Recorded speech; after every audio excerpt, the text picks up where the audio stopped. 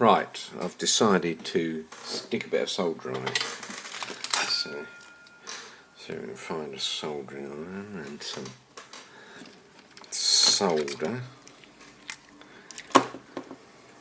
You'll see how bad my soldering is if this thing's heated up already. Yeah, it's set to 350 degrees. Okay, let's have a go.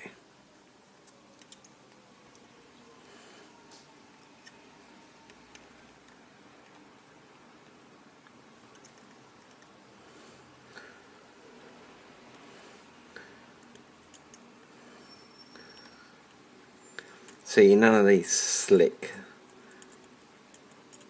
videos, hands shaking, nothing tinned first, stick it straight on. Very badly done. It's probably all out of focus as well, isn't it? This one. And this one.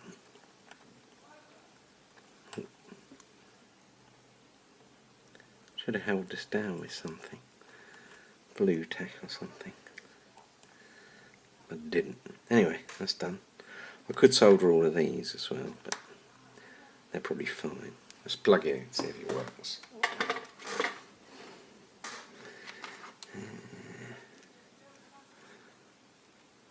Oh, it's hot as well. Right. Not expecting much. Let's have a look.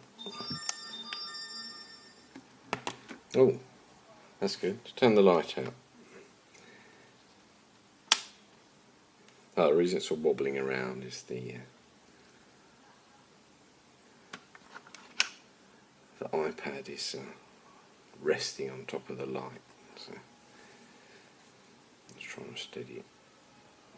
Oh, and the power bank is not drawing enough current for it to actually stay on, so you have to keep pressing the button. Anyway, that seems to work now. So you go. LED bar array attached to Nano. Very pretty. You can make a bicycle light out of it, I suppose. All you'd have to do is put a battery on 2 of the pins. Just turn the light back on. You can see where I've soldered it on to. Oh, turn it up that way so you can read it. Soldered it on D2 to D11. I suppose you want to do it properly. You could solder the resistor on and then solder a bit of wire between all of those and bend them out of the way and find a suitable cell. I think it's got a regulator on it, so I think you can pump in up to about 12 volts, although I'll find a 12 volt cell. And that's it. So, very pretty.